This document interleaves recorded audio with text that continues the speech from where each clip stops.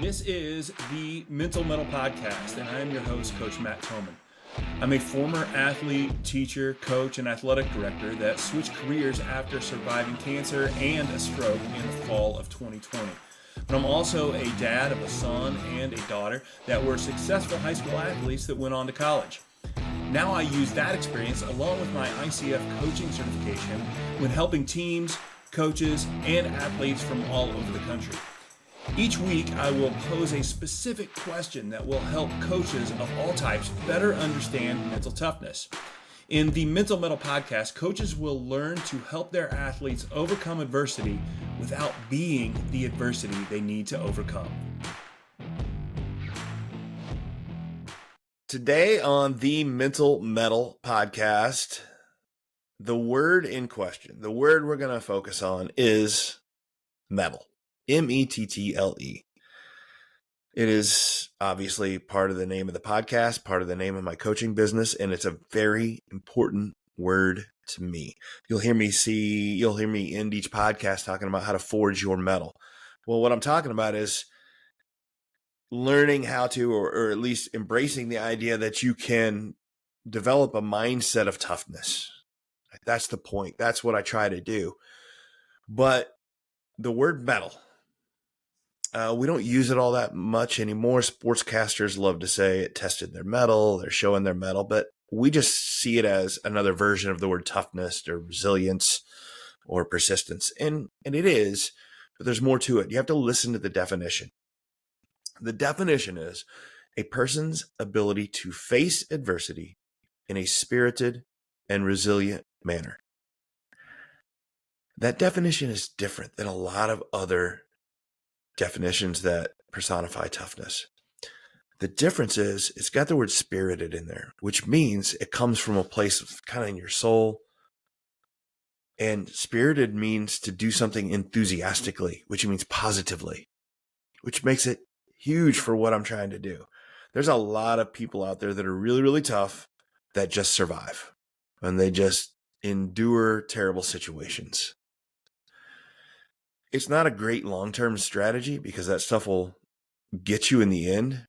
What is a good long-term strategy is facing adversity in a spirited, enthusiastic, positive manner. That's the only long-term strategy for dealing with adversity in a mentally healthy way. And I know it may feel like I'm being a little bit of a linguist here and splitting hairs, but I'm telling you it's different. And you might also listen to this and be like, okay, yeah, that's great. But nobody actually really enjoys terrible situations and adverse situations. And to that I say, if that's your thought, then you haven't been on the other side of it. You haven't understood it. You haven't experienced mettle. You might be tough, but you're not doing it enthusiastically and happily and positively. And my guest today is a perfect example of mettle. I brought her on because I heard her story. It's Savannah Jost. She plays basketball at Tremont High School. And her freshman year, she had to play while receiving cancer treatments for Hodgkin's lymphoma. And I thought, what a great kid to interview. Obviously, she's tough. And I really wanted to know how she was able to do it. And you're going to hear in this interview, I don't know that she knows how she did it. In me talking to her parents, I got a pretty good idea that that's just the way she was raised. But more than anything, I don't know that you're going to get you're going to get some tidbits from Savannah and it's an uplifting story, very inspirational. But more than anything for me, what this interview is about is you seeing a perfect embodiment of the word mettle. Facing adversity in a spirited and resilient manner. Doing it positively, doing it enthusiastically, not, oh, I have to do this. It was all about her doing this, staying positive, working through it. Still, as she says, you got to keep living. And just the way she did everything is a great example. And I wanted to mention that and to just really show that, man, she's just a great example of the word metal. So enjoy the interview. There's two parts of the interview. You're going to hear from Savannah and hear her story. But then honestly, she is so humble that I thought I need to get another perspective and see if she's actually telling me the truth. There's got to be a little bit more. Honestly, I was like, there's got to be a little bit more to it than that. And then so I interviewed her coach, Justin Walls of Tremont, and I get the same story. This kid is a perfect embodiment of the word metal and doing things positively, facing adversity, and staying a smile and staying determined the entire time. So enjoy the interview with Savannah Jost of Tremont High School and her coach, Justin Walls of Tremont High School. And welcome back to the Mental Mettle Podcast. I'm your host, Coach Matt Thomann, here as always. And I'm going a little bit different direction today. A lot of times I have a lot of coaches on here, but I have had a few athletes on here as well. And that's where I'm going today. But Savannah's got a little bit of a different story here. And that's why I want to, I love crossing over into things beyond the sports. And that's exactly what I'm getting into today. So Savannah plays for Tremont High School. It's Tremont, Illinois. And I'm well familiar with Tremont. I've spent years at Deer Creek Mackinac. We're actually rivals here, but we'll let that go for now, Savannah. And I started hearing about your story here because I follow sports in the area in the Central Illinois, and I know your coach really well, Justin Walls, and I just started asking him about. I heard the story, and I'm like, hey, this Savannah, like that's a really cool story.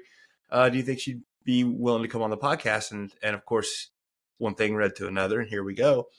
And so a little bit, I did see that you did. Now, correct me where I'm wrong, but you just also got conference all conference honors. Is that correct?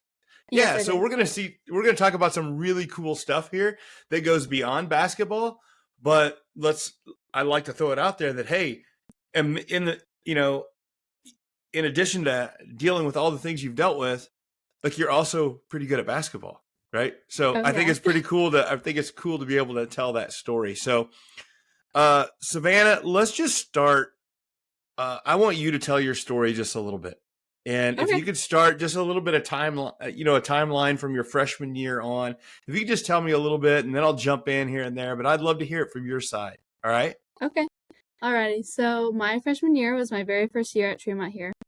And I played volleyball. I had lots of friends when I came here. I started doing stuff throughout school, during the summer and stuff like that. And then we got to basketball season, which is my favorite sport, and I got to play. I made varsity, and I was super excited about it.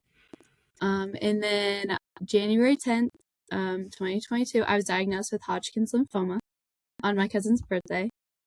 And through then, we just didn't know, like, what was going to happen. Like, we had lots of mixed emotions, like confusion as well. Like, we didn't know going into it what was going to happen.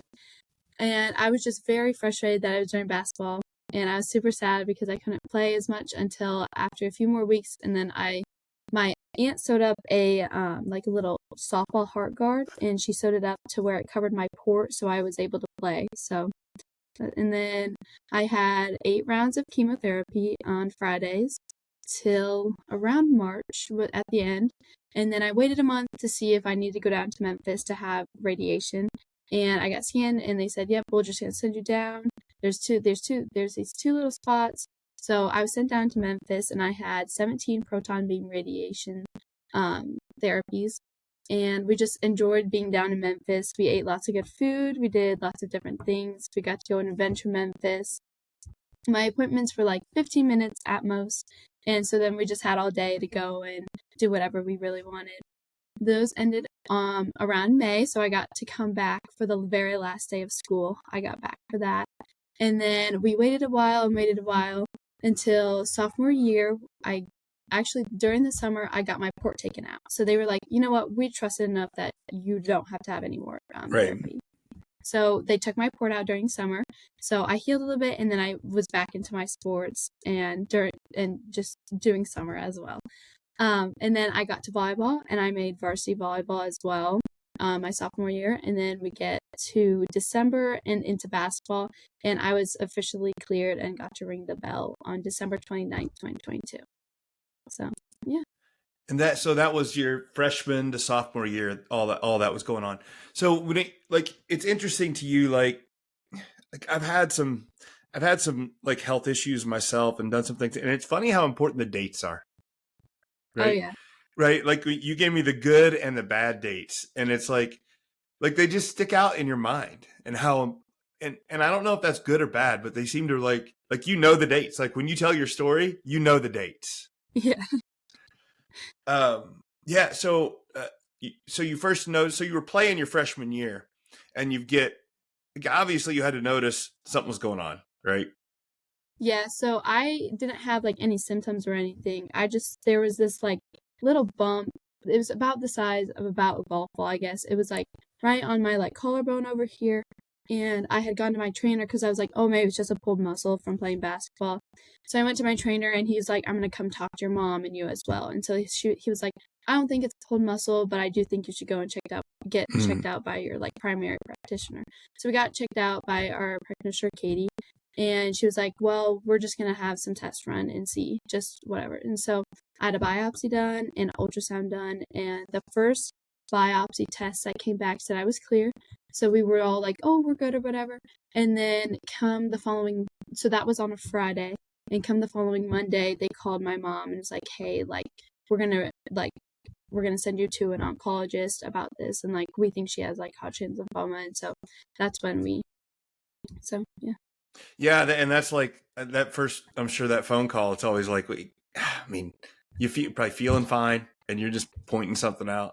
I know that my dad. So Hodgkin's lymphoma. My dad had non-Hodgkin's, which is I'm not an oncologist. I can't tell you a whole lot of the difference, but I can remember that learning a lot about lymph nodes going through that, because I can remember him he had this, like you said, he had this lymph node that swelled up to the size of a softball, right? And it's Yeah.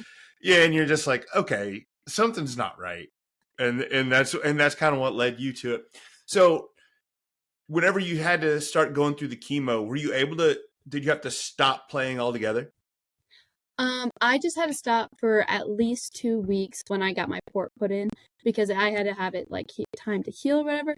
But even before the 2 weeks, I was still playing basketball. I was rebounding and doing stuff. I wasn't doing much contact. I was shooting and stuff. And then after that 2 weeks was over, that day that I was cleared to play, I called my dad. I was like, "Hey, go get a softball guard. Have my aunt sew it up so I can play." And so we brought it. It was our senior night actually, so I got to play in that game. So. I see, and that was your freshman year that was going on. Yes, Yeah, yes. so you got to play play a little bit. What sort of effects did having to go through the chemo and playing and stuff like that? What sort of I know chemo it's rough, right? How did that affect you? So I'm actually one of the lucky ones. I didn't have many symptoms or anything like that. I felt good most of the time. My doctor had told me to just keep doing what I was doing and doing what I love, so I just kept playing basketball. I didn't really have any effect. I lost my hair, but that was about it. Well, okay. So I love to probe the mentality of people and the way you handle things. And the fact that you say, "Well, I was a lucky one and I don't have any symptoms. I just lost my hair." Right? Okay, but that's still something, right? Yeah. To me, that's one of these, it's one of these exterior things that people if people didn't know something was wrong with you, they know now. Yeah. Yeah. Go ahead. I lost my hair, and then as soon as I lost it, I got these Carhartt hats, and it just made me very comfortable that I just wear them around, and I honestly wouldn't notice. Yeah. So talk to me about what sort of, I love talking about the mentality and how it affects, what was the, what sort of fears did you have going through this? But then how did you allow that to what role did playing basketball have? Or what role did basketball play for you in this entire thing? So it was also a distraction, but also something to keep me going.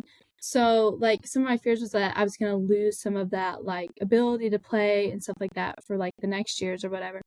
And my doctor had just kept telling me, like, "Do what you're doing, like, don't stop, like, keep living." And so, just those words that just don't stop kept me going. Like, I should keep doing what I love, so, like, keep playing basketball through it all. And it even created a distraction for me as well, so I would forget about some of those things that was going on through the doctors and my treatments and stuff, that I could just go and play and leave it all out on the court. I mean, I think that's good advice for anybody, right? Just keep living, right? Yeah. Like it's kind of, but it's, what sort of, were there any times when it was felt like you had to get down in the dumps at some point, right? I don't know. I feel like I was pretty, like, hopeful through it all, and, like, I just, like, kept telling myself, like, "It'll get better, it'll get better." And I don't really think I ever had a day where I was like, "Nah, like, I'm not doing it today." I felt like I just kept going through it. Yeah. What sort of, talk to me about your support system, because I don't think you end up being like that. I don't think you have that sort of attitude without the right upbringing, the right support Uh, system. oh, yeah, definitely. My family kept me going as well. They were like, "Let's go do this." Like, they would offer to go and do something with me, and my team came together a bunch, and they just supported me through it all. The community at Tremont came through and helped us a lot as well. But it definitely kept me going, and, like, we would go on bike rides all the time, or just, like, go outside and shoot hoops, so. What's I love to say that things like this, we've got two choices in life sometimes whenever bad things happens. And I like to say that we either see something as something happening to you or something happening for you, right? And it's real easy to look at cancer, like for one, is Yeah. to say, hey, this is something that happened to me. And that's a very negative connotation, right, Savannah? Oh, yeah. Versus a very positive connotation with the words like this is something happening for me. And I don't know. I mean, you're talking about, you're 2 years out from it happening, right? But Mhm. are you far enough removed from it to feel like, hey, this is something that happened for me, or is it still something that happened to you, or what's the difference to you?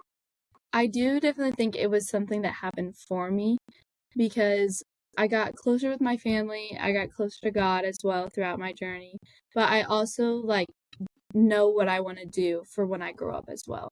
I wanna be a radiologist, and I wanna go work at the St. Jude down in Tennessee, and I definitely think if this wouldn't have happened, then I wouldn't have figured out what I wanna do and how I wanna help these children as St. Jude had helped me. Yeah, I mean, it's uh, how cool is that to have a vocation in mind and know where it came from. Talk to me about that time down at St. Jude. I know that down in Memphis, it's the Children's Hospital. Talk to me about that whole experience and being down there a little bit more. So being down there, it was actually a really cool experience for me. The first day that we walked in, the fire alarms actually started going off, and we didn't know what to do, but we didn't see anyone else running, so we decided just to stay put where we were. So, but after that, I had one really long appointment, but that didn't last long. And then St. Jude Memphis down there is a very, very, very big campus down there. But they have everything that anyone could need down there, and I don't know what else. Um, they they also support you through, like, the nurses and the doctors. They are all so kind to you, and they just make sure that you're doing okay, and if you needed anything, that they would help you. Yeah, I mean, for you to go through it, have this, a negative experience. It was a positive experience around a negative thing, right? Which Yes. is for you to leave that and saying, here's what I want to get into and this is what I want to be. You must have run into some people down there that you were like, this is like, what can you speak? Can you reach, can you point to any one person or a group of people that really guided you to like why you want to do this? I definitely think it wasn't just the people down there. I think it was just the entire St. Jude community and how they all came together. It didn't matter, like, if they were a nurse or a doctor, like, they would sit together at lunch, like, at the K Cafe. It's built for where the doctors, the nurses, and all the medical staff would go and sit and eat lunch with like the patients as well. So we were mixed in there. But I think that watching them save my life, I wanted to help and save other children's lives as well. I mean, that's get as good as it gets as far as reasons for wanting to do a job, right? Is to help kids and saving lives and do stuff. You talked about going, like, I gotta know, like, what was your favorite place to go down and eat at Memphis? Oh, my favorite place to go down is Gus's Fried Chicken. It was so Yes. good. When my Yes. dad came down and switched out with my mom, I think we went 3 or 4 times. It was so good. I know. It's one of those things that it's probably in all the guidebooks and people talk about Gus's Fried Chicken. And I was down there once with my son and we were doing some stuff. I was like, let's just go try some Gus's. And I'm like, yeah, I'm glad there isn't one close to me or I'd get hooked on that stuff. Cause me too. It's really good. So I'd love to hear a little bit about, I mean, you just finished your junior year. Like I said, you were HYC all conference. I'd love to know a little bit about your mentality when you're playing sports now and maybe how that's affected and how that's changed. You've gone through something that a lot of high school kids don't have to go through, right? Mm-hmm. So I'd like to see like what you've learned from that you apply to basketball and how that changes it. I feel as if though like this year is definitely more of like don't like how much I put this on like use their time because it may not always be there for you, I guess. So like let me retry this. Let's see. Like cherish the time that you have because you don't know when it'll be your last day. So like definitely since my junior year has ended and I'm coming to my senior year, I kind of don't really want it to come because I'm like, now this is going to be the last season that I play. But I definitely, it's like leave it all on the court because you know that if you don't, you'll regret it. Yeah, I think that it's interesting. I always feel like there's all these things that coaches will say and older people will say because you'll probably have coaches and parents and stuff like that to say that to you all the time. And I feel like most kids, whenever they hear that, they're like, okay, boomer, right? That kind of, you know what I mean? That kind of thing. But to have it hear from a kid like, somebody your age, it means something different.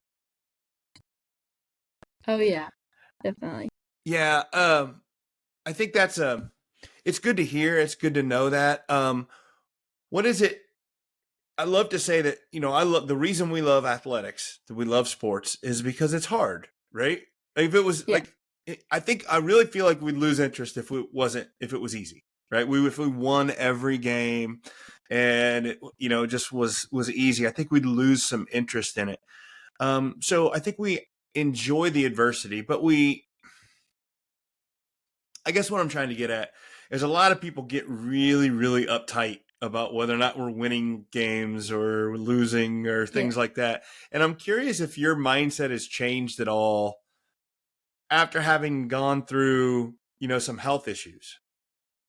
I feel like my mindset has changed a lot from like my freshman year. I was like, like, it's okay. And then now I'm like this is like a learning experience. Like I can use this as I go further as well. You can't make chicken salad out of chicken feathers, or perhaps you've heard it or even said the other version. Regardless, good coaches should not blame a lack of success on the players they get to coach. It's a lame excuse, and I'm sorry if that ruffles your feathers. But it's your job as a coach to develop your players. If your athletes lack skill or mental toughness, it's your responsibility to develop it. But how do you make today's athlete tougher without risking breaking them? Well, Mental Mettle Coaching now offers professional development for coaches, explaining how to do just that. The program is called Ember to Inferno, Building Mentally Tough Athletes. It teaches real tools and tangible methods that are proven to increase the mental health and toughness of athletes. The program is available as an in-person seminar or as virtual small group coaching. Don't wish for mentally tough athletes. Build them. Contact Mental Mettle Coaching today. Mettle is a person's ability to face adversity in a spirited and resilient manner. It is a great skill to have for athletics and for life, but it is not something we are born with. If you want it, you have to forge your mettle. And if you listen to the Mental Mettle podcast, you already know that, but not everybody else does yet. So help me out by ordering and wearing some sweet The Mental Mettle podcast gear. We've got short sleeve tees, long sleeve tees, and some super comfortable hoodies. Order online today and you can have your gear in no time. But the best part is that every order helps support the show and helps me spread the message that mental toughness is a trait that can and should be built. So find the link in the show notes, order your gear, and start showing that you know how to forge your mettle. I shouldn't take my time as granted for like throughout my life because of my cancer. Like, you know, I went through that hardship or didn't know what was going to happen. And so to just cherish those times with like my family members and my teammates as well, just to finish, like that was a learning experience for me. But also for athletics was learning to grow through adversity. So as I was going through cancer and with my athletics, to just grow, like instead of just sitting at home and not doing anything, I decided instead to go and like shoot baskets or just rebound from my friends or something, but just keep with it. Yeah, and I did talk to your mom a little bit. She mentioned when you were down there in Memphis, you gone and practicing somewhere even when you were down there, right? Yeah, I went and I got to practice with the sweetest girls at volleyball. It was just I think a 30-minute drive from the hospital, and we would just go down there maybe once a week, and I just practiced with them just to keep my like ability to play. So What was that? So again, what was the goal there? I was in my travel season for volleyball. Okay. And so it was very difficult to not be at practices and then go to tournaments. And so I was like, I just want to keep like practicing so I can keep like doing better at these tournaments for my team. And so I decided to go and practice with these girls to help me get better for those tournaments on those weekends. Okay. I mean, like you said, it's I don't think you give yourself enough credit for like you never stopped. No, I never stopped. My dad always says that like he doesn't think that I like told myself that I was sick. He thinks that I just told myself like, oh, this is just a part of life. Like just to keep going. But and now that I'm like looking back at what my dad said, I definitely don't think that I ever said that I was sick. I do think that like it was just a part of my life that I just had to get through and then it would be better. Oh, this is like it was almost like, okay, so this is just what I don't want to say that you thought, oh, this is something everybody has to do, but it was like, oh, okay, no big deal. Yeah. This is just what I have to do next. Yeah. Yeah. Definitely.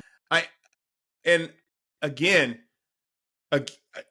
it's amazing because you could have like there's so many other options for an attitude that you could have had, right? That you didn't, right? It's such a great story to see to just how you're doing it, and I love how you went down there and played, and you just kept going. You just kept going. Were there any times that like was anybody in your journey? I don't want to say like trying to slow you down or like were there people that were like amazed that you were doing this still and like almost wanted you to like be sad and like you get what I'm saying? Yeah, I don't really think anyone like wanted me to be sad, but I do feel like that they were like shocked and amazed of how and like why like or like they were shocked and amazed like how I kept going through and playing basketball and playing volleyball and stuff through my treatments as well. Even my doctor, she always tells me all the time, she's like, you are my like star student because you have showed me that you can do it through treatment as well. So stuff like that, Savannah. Okay, like I'm trying to prop you up here a little bit. Like this is like this story. Like we're making it like you are so. I don't want to say nonchalant about it, but it's like you just like went to work. It's like I've got this blue collar picture of you like getting your hard hat, getting your lunchbox, and it's like okay, so this is how we do it. Okay, this is just what we do, right? Yeah. how much of that, again, I talked about your support system, but how much do you feel like that attitude, and I don't know if we just call it that blue collar, go to work attitude, how much of that, I'm always amazed at how much of that is something that is we're born with and how much of it is actually built, right? Yeah. And I'm curious if you have a thought on that. So I was definitely born with this attitude because even before my treatments, if you were to ask anyone, you could always say that I was always smiling or always having a positive attitude no matter what. Probably not my parents, but it's okay. You don't have to ask them. It's we're But always different. We're always different around our family yeah, members. I know that. Yeah, but I just think that this attitude I've just had since I was little. yeah. And I love that's fantastic. But I want to build into one of the things I love working with athletes is, and I'm just gonna since you are so good at this, I'm just gonna pick your brain a little bit. Is that all right? Okay. Yeah. Right. So some of the things that I work with athletes, I want to see like how you tackle those ideas. And one of the things I love to work on with athletes is to make sure that we're focusing on the controllables, Mhm. right? And that's so important. And usually when I'm working with an athlete, let's say I'm talking with a basketball player, and some of the things that can bother a basketball player is they start focusing on, oh, the crowd is yelling at me, that my coach is yelling at me, my coach doesn't want to play me, doesn't want me to do this, I'm mad at the officials, I'm mad at my parents for doing this, and I have to try to help athletes learn how to not focus on that, but to focus on what you can Yeah. control, right? And you've got this situation where your uncontrollable was like you had all of those things, but then you also have cancer and chemotherapy as well, Yes. right? So it would have been extremely easy for you to start focusing on the things you can't control, right? Yes. So what I'm really curious about is you clearly did a really good job of focusing on the things you can control. Is that a conscious effort? Is that something you notice or not? I didn't really think I noticed it. I just was like, I could choose to be sad about this and like be depressed and like not want to do anything about it. Or I could just go and keep living and having a good time while going through this. Yeah. I mean, honestly, that sounds like a lot more fun, Oh, yeah. right? Yeah. And one of the things that goes on with those controllables, the other thing that I talk to him is we talk about confidence and we start talking about the voices in our head, Yeah. right? We have these voices that tell us maybe we don't think we're good enough or we're not strong enough, fast enough, or perhaps we have positive voices that help us like encourage us. What sort of when you're able to get out there and play, knowing that you've overcome these things, how does that affect the way you talk to yourself now? Does it? I do think it does affect the way that I talk to myself. On my basketball shoes, I have now written like "Do it for the Jude," and like if I'm ever in a hard situation, I'm always like, "Oh, this isn't for me. Like this is for the bigger picture. Like this is for the kids that don't normally get to do what they love and are having to go through these hard battles as well." Okay. All right. So this is what I'm talking about. You got on. Talk to me about what you've got on your shoes there. So on my shoes, I have a few different things. I have "Do It for the Jude" as well as Team Tessa, as for Tessa Sutton out of Dunlap. One of my friends here at Tremont has been diagnosed with cancer as well. His name's Tyson, so I put Team Tyson on my shoes as well. And then I have a few verses as well, as an MJ quote, just to keep my mindset up and just to like show that this is not for me, this is for them. Yeah, these are all on your Yeah. shoes. It's like an artwork over Yeah. there, right? What's the verses you've got on there, I Savannah? have Joshua 1:9 on there. I also have a Psalm 1, and I think a Joshua 1 again. I think so.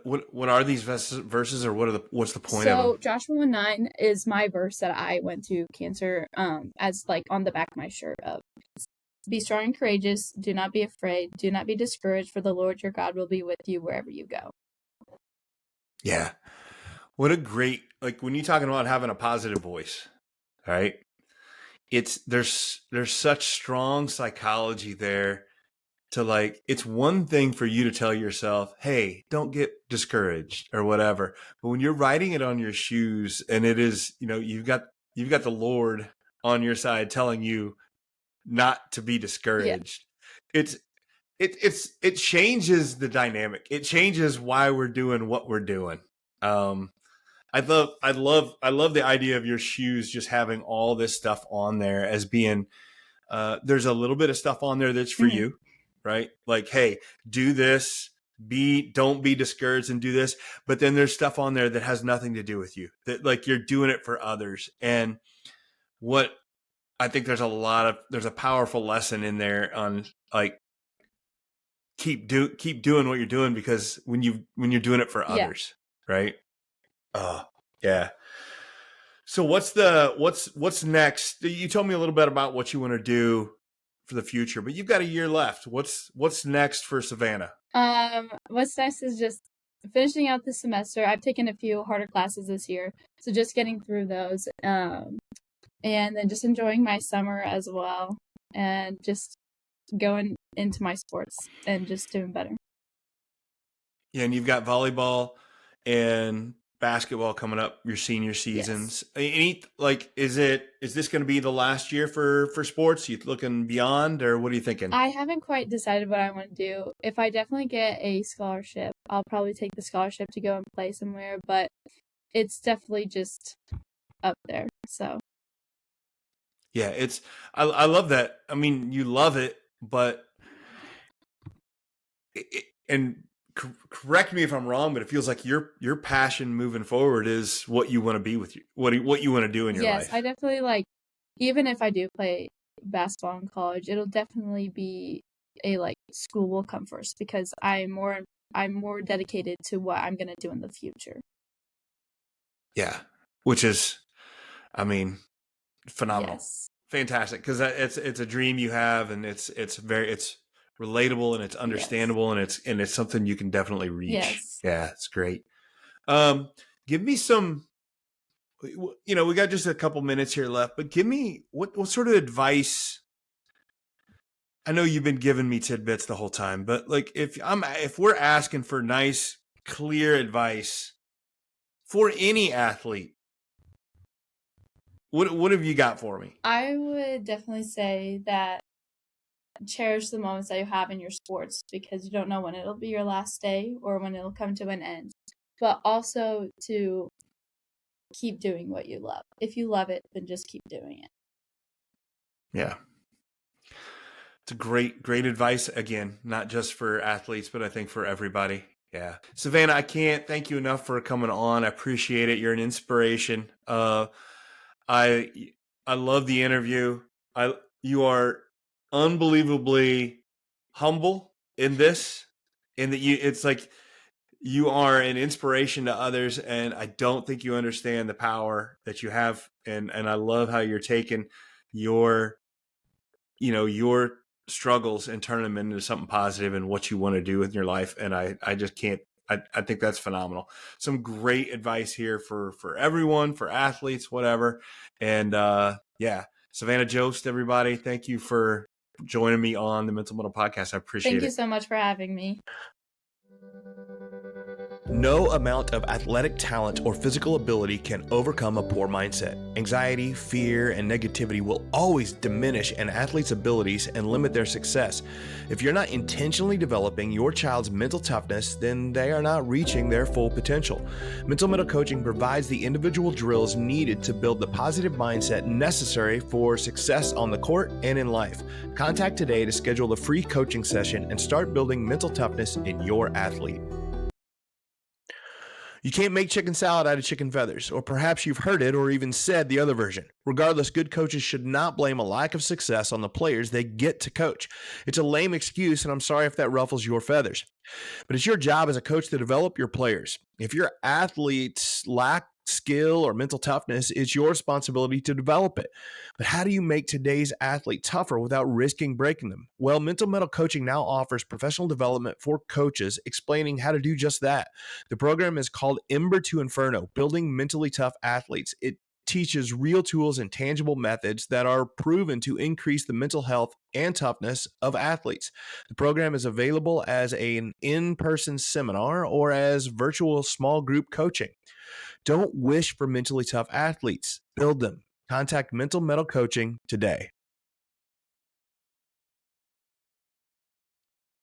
And we're welcome back to the Mental Mettle podcast, and I'm continuing the story of Savannah Jost, and I just a phenomenal kid, and I thought, you know what, I need to hear her story from her coaches. I've talked to Savannah's parents as well, and I want to talk to her coach a little bit because I interview coaches a lot on here, and I realized that Savannah was a little too humble and a little too, I don't know that she understood the gravity of the situation and the gravity of probably what it meant for her teammates and for, I know the community and the team like supported her, but I'm sure that like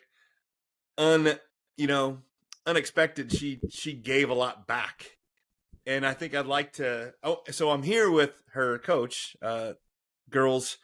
Tremont girls basketball head coach Justin Walls, and Justin's been a friend of mine for a while, and that's how I found out about Savannah. And I just wanted to get your perspective, Coach, on what it was like having a kid like that on your team that was going through that acted like it was absolutely no big deal.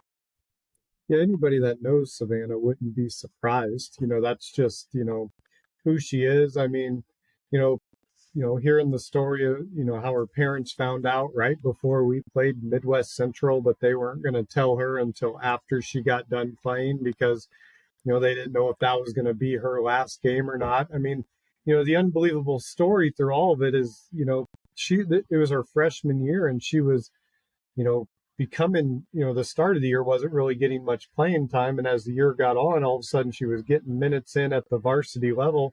And, just from the beginning, being a freshman, getting minutes at the varsity level is, sometimes kind of like, oh, wait a minute a little bit. Like, but then finding out that, she had cancer, and she was a contributing factor to our team and stuff, it kind of, made everyone take a step back, a little bit, like, what's really important here, like to all of us, obviously, is her health, and her, getting healthy and, getting all of this figured out, but to her was, I just want to play. Like she didn't want to miss a minute of any type of game. And, I've got some, different things I can share, different instances during, certain games when she was playing, but, just for her, her sake, she, when she first found out, her goal was she was going to play as much as she could. And there was no way that we were going to be able to stop her either. Yeah. So, that was, as her coach, we had to kind of rein her back a little bit. So, yeah. And I heard, and of course, again, Savannah didn't tell me this, or at least I didn't quite pick up that in the interview. Like the day she had her surgery to like have the tumor removed, and that, like she's like she didn't play that night, but she's back on the bench. Yeah, no, I mean it was either like she had it removed or had the biopsy. I can't remember which one, and they're like, you need to take a couple days. I think we were playing at Eureka College in, the second round of the tournament, and she was there on the bench. And, usually I remember standing in front of her coaching that game and feeling like I had a coach standing right behind me because, if you ever see her on the sideline, she's everybody's biggest cheerleader. It doesn't matter, who you are. I mean, she's loud. You would never have known that she just went through a surgery. Yeah. And how does that, like, were you able to pick up any tangibles? Like, how does that affect your team, having a kid like that on your team how does it affect your team to know that kid's there acting like that?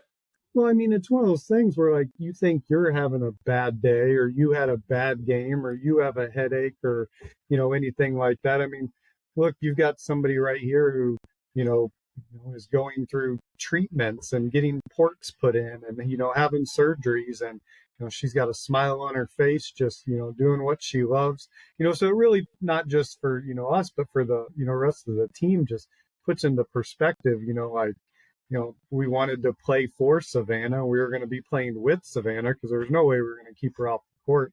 So, it really just, shows you really what is, most important. And of course, you always want to win games, but we wanted Savannah to win first.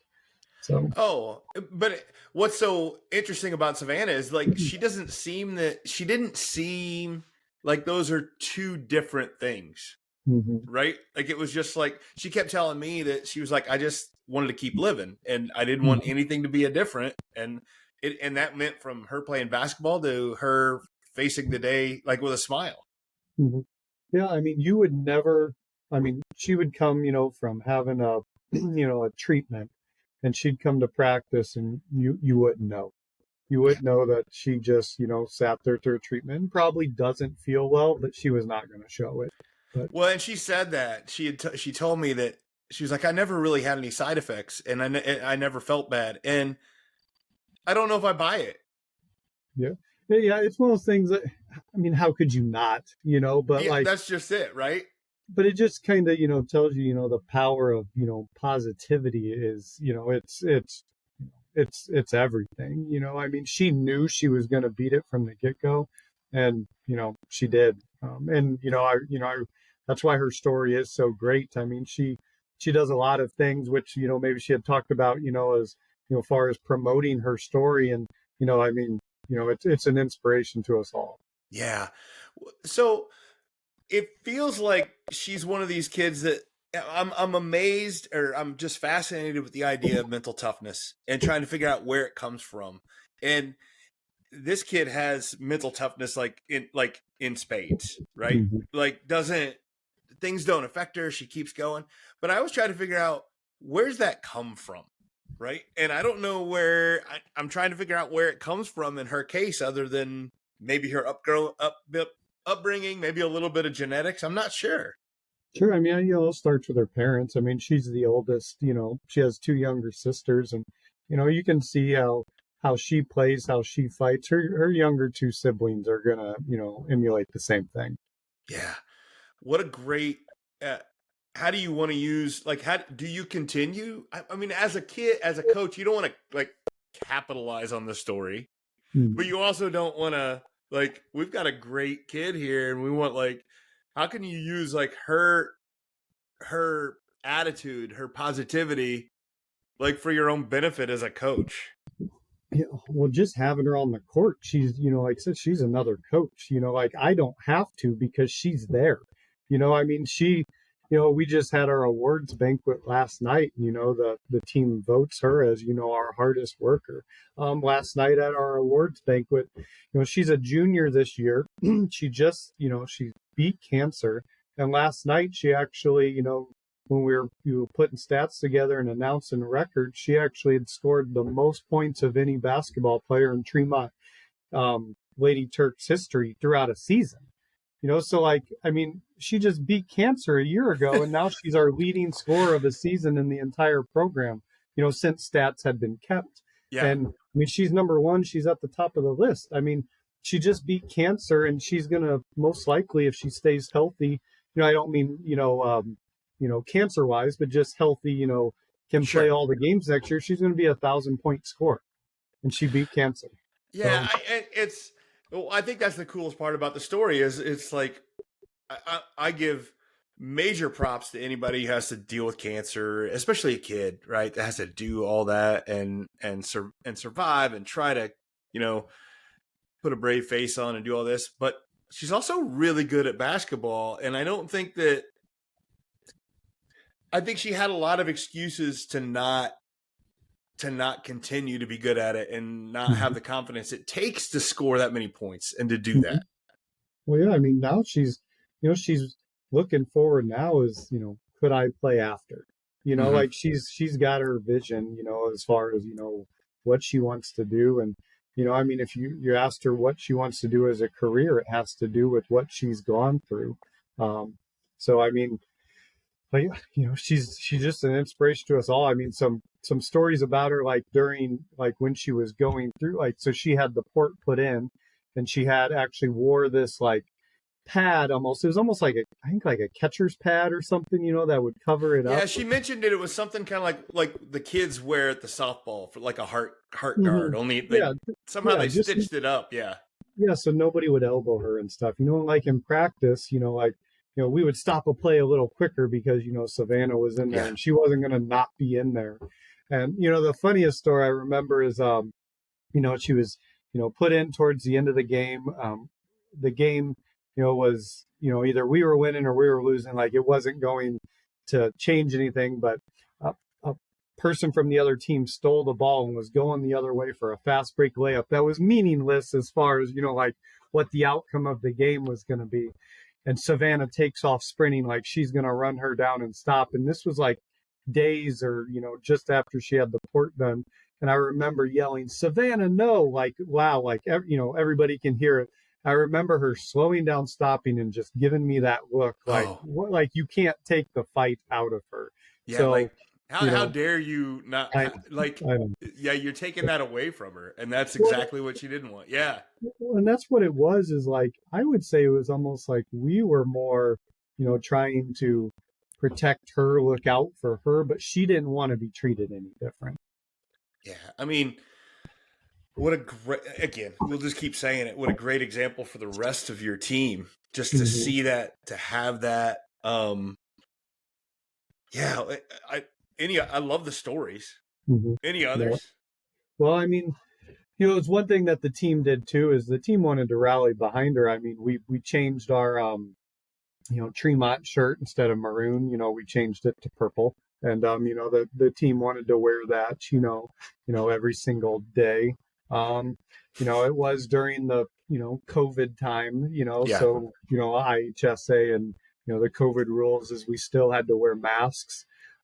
Even when that was uplifted, where like you didn't have to wear masks when you were playing anymore, the team had decided, because her immune system was, compromised, the team actually decided to continue to wear masks, so like, everybody just, wanted to, protect her at all costs. But, there's no doubt that she was going to beat it. I mean, she did the chemo treatments, and then she even had to go, she had to, leave school for, a while and go down to, get the radiation treatment. Was only, able to get in, was it Tennessee, I believe, maybe? Down to Memphis, yeah. They go down and do yeah, that. where she Yeah. had to go, so like it wasn't just, basketball that was affected. I mean, her schoolwork too, but I mean she's I mean, her GPA is, as high as anybody's on the team. Sure. And I think that sometimes it's lost on that, the whole thing, we talk about stories that were happening in that time frame, and like COVID changes, like it affects the backdrop of everything that was going on, right? Because she was going through the chemo, and her immune system is way down, and dealing with that, and it just, a lot of things that could have caused her to be like, you know what, maybe it's not best for me to go ahead and keep playing, keep doing this, but it was not it felt like it was just not an option.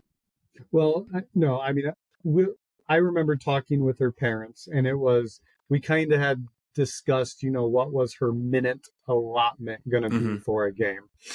And I remember, like whatever we came up with, if it was like 4 minutes or whatever. And I remember too, there was a game where we had hit 4 minutes, and I'm looking up at her parents, and I'm, and they know what I'm doing, like, cause she'd hit 4 minutes, and they were like, okay, so we, and she's just sitting there, at the edge of her seat, just waiting for her number to be called, so, and that's as a freshman, at a varsity level, and then, she went on to, starting as a sophomore, starting as a junior, and she got her senior year ahead of her, and there's no looking back for her.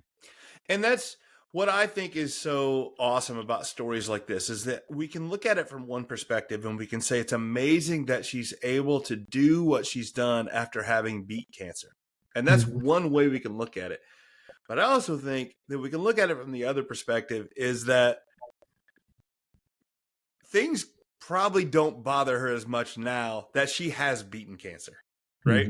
Like it changes our perspective whenever we're able to go through things like that and handle it in a great way. And you're like, well, you think I'm supposed to be worried because we're playing DMAC on a Thursday night and it's a big game? Like, you think that's going to bother me? And I think that people skip that sometimes.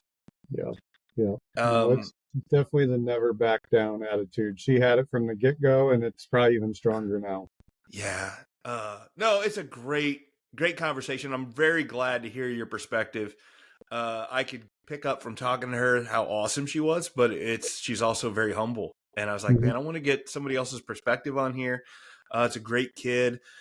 It's such a, and I think that regardless of how you have the mental toughness, whether it's something she was instilled from her parents, something you develop, something you're born with, however you get it, I think it speaks to how important it is to have it, because Mhm. I don't think she's doing what she does without the right mindset. Right. Yeah, I agree. It's something you wish that we all had. Yeah. Something we can all strive for. And even us, we talk about mental toughness, and we've read the John Gordon books and everything like that, but she hasn't. She just had it. We're She just trying does to it. develop it, and she just does it. So Yeah, I think as coaches, we love to talk about how these kids are soft and this and this and this, and then we don't turn that lens on ourselves like we should sometimes. And it's like, hey, I'm just as guilty. And yeah. but yeah. Coach, anything else? Anything we missed? No, like I said, I mean, she's still doing great things for others. We always are trying to she's always trying to look out for others that are battling with cancer. She it's happened, more and more kids Yeah. are getting cancer, and she's doing everything she can with St. Jude to try to help them out, whether they are from Tremont or anywhere else. She has a love for St. Jude and everything that they've done for her. And she continues to choose to give back. So Yeah, she told me her shoes are kind of like an art project at this point with all the stuff she's gotten on there. So yeah, very cool. Coach, Coach Walls, thanks for coming on. I really for sure, appreciate the conversation, and just glad for you to get to talk about one of your athletes. It's just very inspiring for others. for sure. Loved it. Thanks, Coach. Mettle is a person's ability to face adversity in a spirited and resilient manner. It is a great skill to have for athletics and for life, but it is not something we are born with. If you want it, you have to forge your mettle. And if you listen to the Mental Mettle podcast, you already know that, but not everybody else does yet. So help me out by ordering and wearing some sweet The Mental Mettle podcast gear. We've got short sleeve tees, long sleeve tees, and some super comfortable hoodies. Order online today and you can have your gear in no time. But the best part is that every order helps support the show and helps me spread the message that mental toughness is a trait that can and should be built.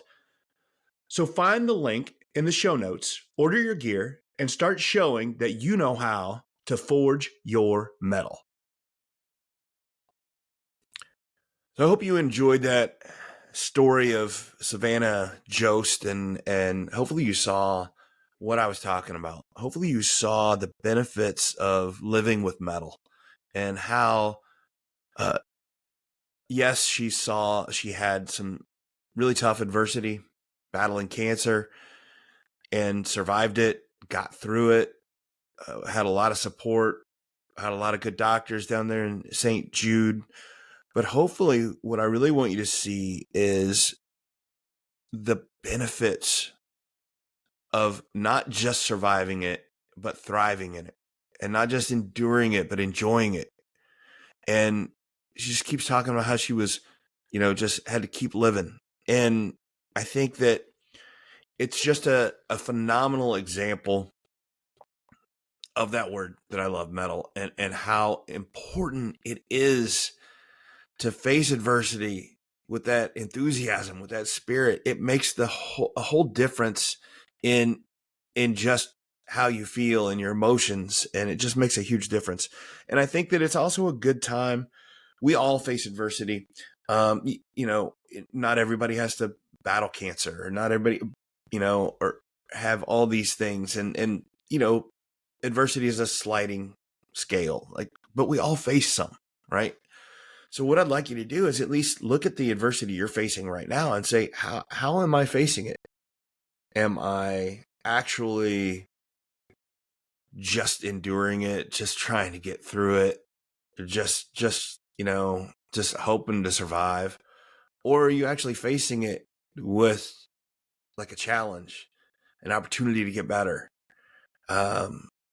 It's a mindset that makes a difference, right?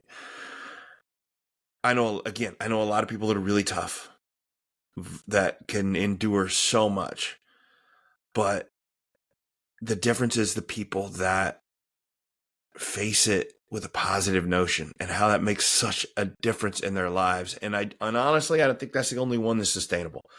I think that I know that I struggled with some of my struggles, for a year there. I had a lot of health issues. I had a lot of some mental health issues, and I'm tough. I'm a survivor. I'm going to keep fighting. I'm going to keep battling. But I didn't always do it with the positivity I needed. I had this moment where I really had to change the way I was looking at things. I started to learn about positive psychology and just realized I need to see things differently, focus on things differently, and actually face that adversity with positivity. And I'm telling you from experience, it makes an enormous difference. So start asking yourself some questions about the adversity you're facing, whether it's in your relationships, in your job, in your health, just wherever, and say, how am I facing these situations? Am I facing them, with a positive attitude, or am I facing them with a negative attitude? Because if you're got the negative attitude and you're just trying to survive it, you might be surviving it, but I think it does some long-term damage to your psyche, to your mental state, that is going to have to be dealt with at a different time. And so you have to start addressing that.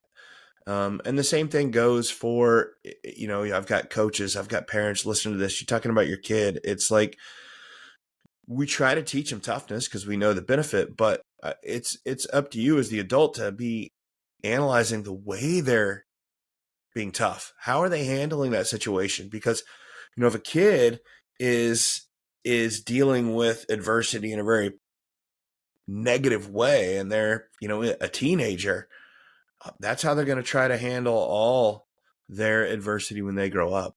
And you could listen to my other podcasts talking about the long-term effects of stress and all these things, and how it's connected, all the way down to your cells and the telomeres in your cells. And that's another podcast.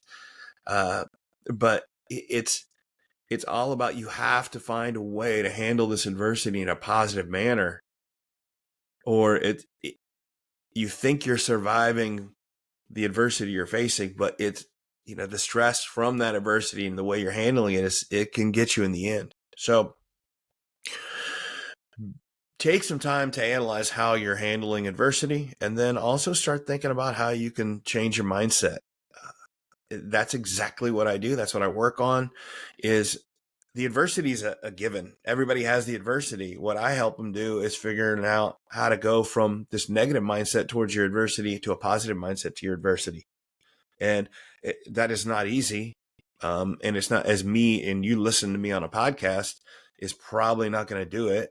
It might give you a little bit of a spark, a little bit of motivation, but you have to put some actual effort into it. You have to get some tools. You have to put some daily work in to be able to do this. It's not a magic wand. Coaching is not a magic wand. I can't just, tell you something and it just happens. Like, you have to put actual work in. So if you actually want to start to forge your mettle, you got to put the time in. So I don't know if that's what you want to hear or not, but there's nothing easy. But it's so worth it if you can start to face adversity and face every day with this mettle, this positive attitude. It's so worth it. So as always, thanks for listening. Remember to like and share this content. I think it's useful. I think it's helpful. I have a reason. I have a passion in what I'm doing. And honestly, the least you can do is like and share. So I do appreciate it. So this has been the Mental Mettle Podcast. I'm your host, Coach Matt Thomann. And always remember, forge your mettle. Thanks again for listening to the Mental Mettle Podcast, produced by Coraggio Media, sponsored by QuickCut, a video management platform for every level of play, and by Mental Mettle Coaching, helping athletes learn to face adversity in a spirited and resilient way. The Mental Mettle podcast is created each week to help players develop more mental toughness, and that is something that will help all of us. So help me out and like and share the Mental Mettle podcast with your friends. Until next time, keep forging your mettle.